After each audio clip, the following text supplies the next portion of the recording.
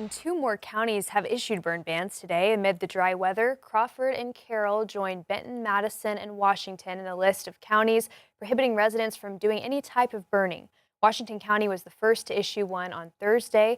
County Judge Patrick Deacon says tickets can be issued to violators, but he says it's a last resort, and the goal of the ban is to educate the public on the risks of fire danger.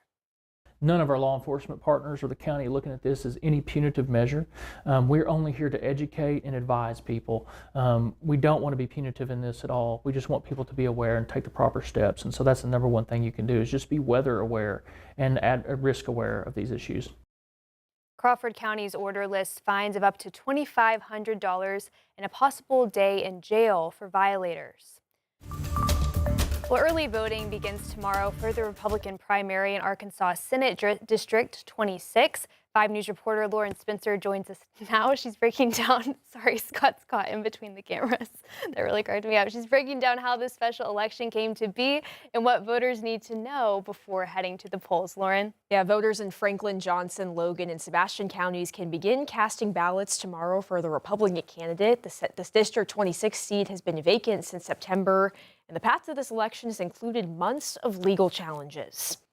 Voters across 4 River Valley counties will head to the polls this week to help decide which Republican candidate will represent Senate District 26 in a special election this March. The seat has been vacant since Senator Gary Stubblefield died in early September. Governor Sarah Huckabee Sanders initially scheduled the special election for later in 2026, first in November, then June, citing cost savings and logistics. But a Franklin County resident challenged that timeline in court, arguing state law requires a special election within 150 days of a vacancy. A Pulaski County judge agreed, and the Arkansas Supreme Court later declined to pause the ruling. As a result, the special election was moved up to March 3rd with a Republican primary set for January 6th. 5 Republicans are on the ballot: Ted Tritt, Stacey Smith, Brad Simon, Mark Berry, and Wade Dunn. With the new timeline in place, election officials say they've spent weeks preparing polling locations and equipment ahead of early voting. We get the machines ready, programmed. We test those. It takes several weeks to test the machines to make sure that they are accurately casting your ballot. Because this is a Republican primary, voters must be registered Republican or listed as optional. Voters can make that change at the polls or through their county clerk's office. I'm actually expecting a pretty good turnout. Usually we see less than 10% on these special elections, and I do feel like that this is going to be one where we see more turnout than usual. Officials also warn a runoff is likely. There won't be one that gets 50+1, so we'll see a runoff, and then that runoff will be the decision. But if you do not vote in this primary, you cannot vote in the runoff. Officials are also encouraging voters to double check their registration before heading out on VoterView and make sure to bring your driver's license. Early voting runs through January 5th and will be closed over the weekend and on New Year's Day. Election Day is January 6th with polls open from 7:30 a.m. to 7:30 p.m. Lauren Spencer, 5 News.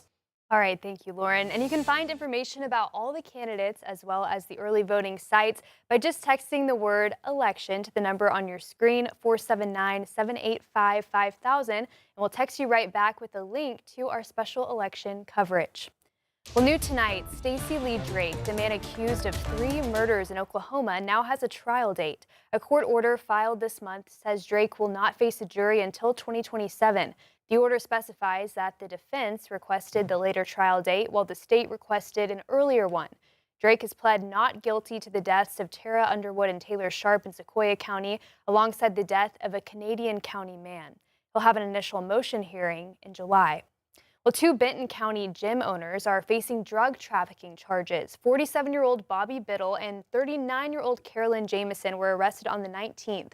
They're the owners of Chop Barbell Gym in Rogers, and they're facing multiple charges, including trafficking and possession of drugs and firearms. An affidavit says Biddle and Jamison were trafficking psychedelics and marijuana from their home and on-site business in Bentonville. Benton County Chief Prosecutor Josh Robinson says while drug activity occurs across the area, the quantity in this case is significant.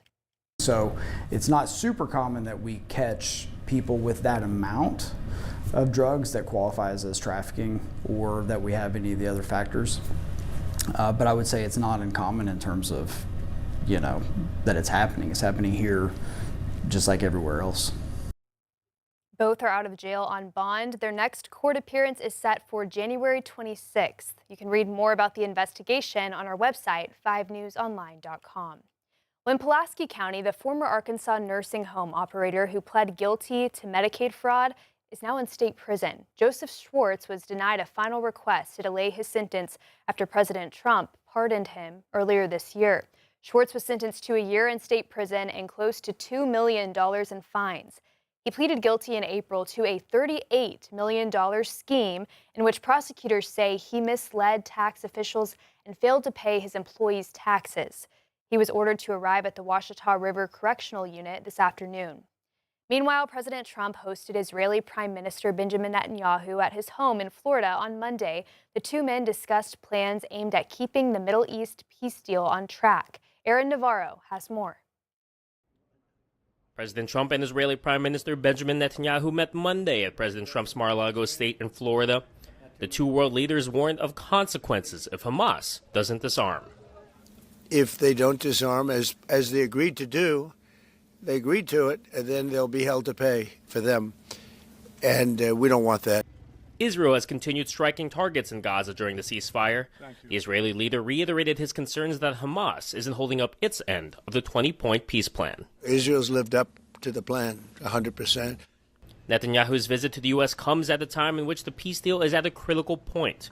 Both sides are looking to get to a second phase in the agreement that involves naming a temporary international governing body and reforming the Palestinian Authority. Netanyahu expressed his gratitude to President Trump and presented him with the Israel Prize, seldom presented to a non-Israeli. It's going to be awarded to President Donald J. Trump for his tremendous contributions to Israel and the Jewish people. Monday marked the second consecutive day in which President Trump focused on international conflicts. On Sunday, after meeting with Ukrainian President Volodymyr Zelensky, the president expressed optimism about ending the war between Russia and Ukraine. On Monday, President Trump said he called Russian President Vladimir Putin to follow up on Sunday's meeting with Zelensky. During their conversation, Putin reportedly told President Trump about a drone attack aimed at one of Putin's homes. It's another thing to attack his house. It's not the right time to do any of that.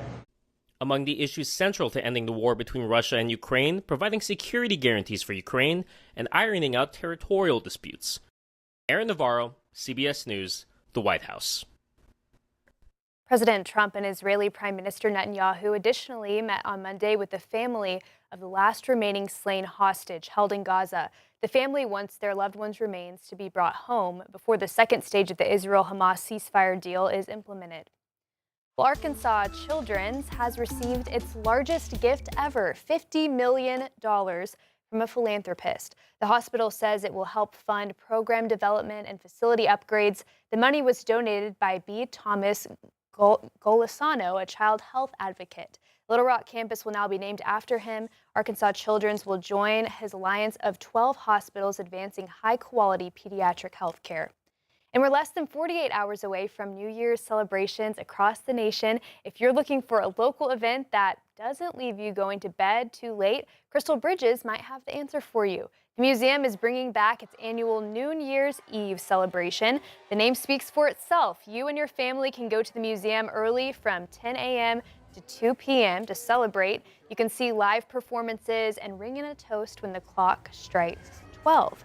And if you are looking for a more traditional celebration, of course, there are many events happening across the region. In Bentonville, Ledger and the AC Hotel are hosting events through the evening. In Fayetteville, Leroy Lounge hosting its celebration that benefits the Children and Family Advocacy Center. In the River Valley, Fort Smith is bringing back the ball drop on Garrison after it was canceled last year. And in Van Buren, people can go to Main Street for live music and shopping deals. To see where your closest event is, you can visit the list on our website, or you can just text NYE to our number there on your screen, 479-785-5000, and we will send that list right to your phone.